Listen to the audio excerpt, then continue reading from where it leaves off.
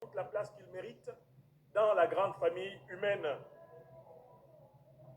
Quand mon frère et ami, Seydou Keita, que j'appelle souvent le traqueur de compétences, m'a coincé par des méthodes qui lui sont propres pour m'imposer de réserver ce samedi 15 juin après-midi pour échanger avec vous, je me suis empressé d'accepter parce que la suggestion qu'il me faisait, c'était de faire devant vous ce que je fais souvent. C'est-à-dire de m'adonner à cette activité qui, depuis mes 21 ans, fait partie de mes obligations terrestres. Contribuer à faire comprendre d'où nous venons, qui nous sommes et où nous allons au plus grand nombre d'entre nous, afin que nos existences, celles de nos descendants, soient des existences pleinement sensées, pleinement humaines. Quand il faut parler du panafricanisme comme étant un socle d'éveil des consciences, je pense qu'il faut commencer par un peu d'étymologie. Alors, j'ai ce réflexe par ma formation de philosophe de se méfier d'utiliser des mots dont on n'a pas avoué les définitions. Même si chaque définition est quelque part une trahison, il vaut mieux avouer ces définitions pour pouvoir s'assurer qu'on réduit le plus amplement possible les malentendus à propos de ce qu'on dit.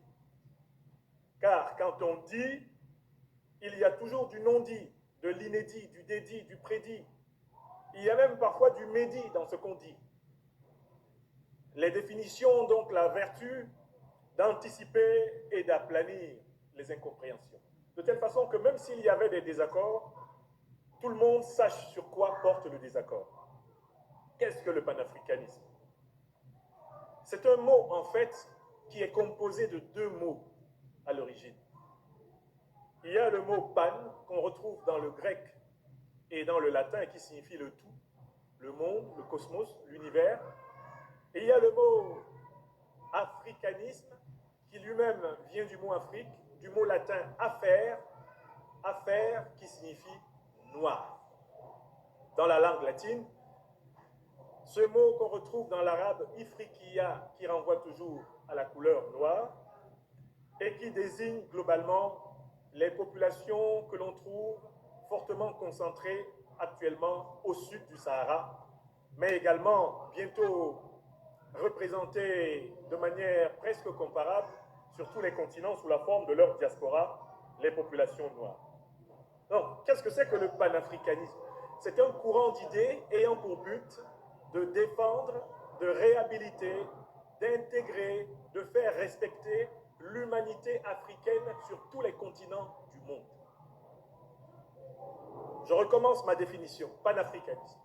Courant de pensée ayant pour objectif de faire respecter, reconnaître, de faire se réaliser, s'accomplir l'humanité des Africains sur tous les continents. Pas seulement sur le continent africain, mais sur tous les autres continents où cette humanité est représentée sous la forme anthropobiologique, sous la forme culturelle, sous la forme économique, sous la forme spirituelle, sous la forme esthétique. Il s'agit de rendre l'Afrique à l'humanité et de rendre l'humanité aux Africains.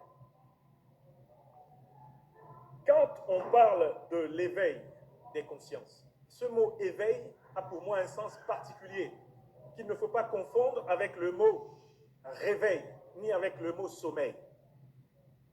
Lorsque nous commençons à vivre, on peut dire que nous sommes quelque part en sommeil, parce que nous sommes encore dans l'enfance de la vie de l'esprit.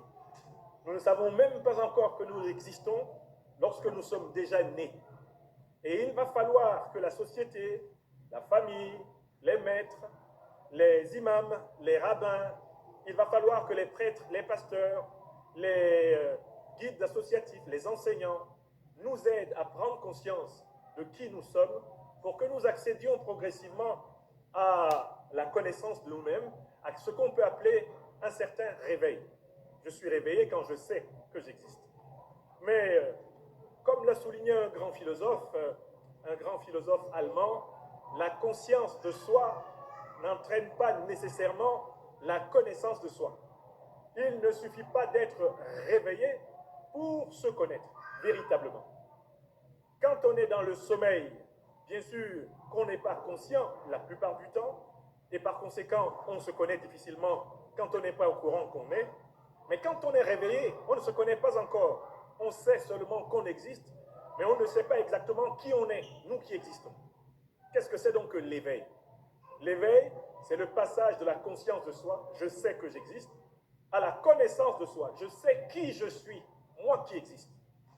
Donc il ne peut pas y avoir éveil sans enracinement dans une histoire, dans une tradition, dans une civilisation, dans une communauté intergénérationnelle dont les racines plongent dans la nuit des temps passés, dont les racines sont vivantes dans l'instant présent et dont les branches s'élancent courageusement vers l'avenir. Il n'y a pas d'éveil sans l'intégration dans une tradition vivante. Par conséquent, le panafricanisme a été pensé comme un ensemble de réflexions et de vibrer la belle civilisation africaine sur tous les continents et donner aux Africains de tous les continents toute la place qu'ils méritent dans la grande famille humaine. Quand mon frère et ami Seydou Keïta, que j'appelle souvent le traqueur de compétences,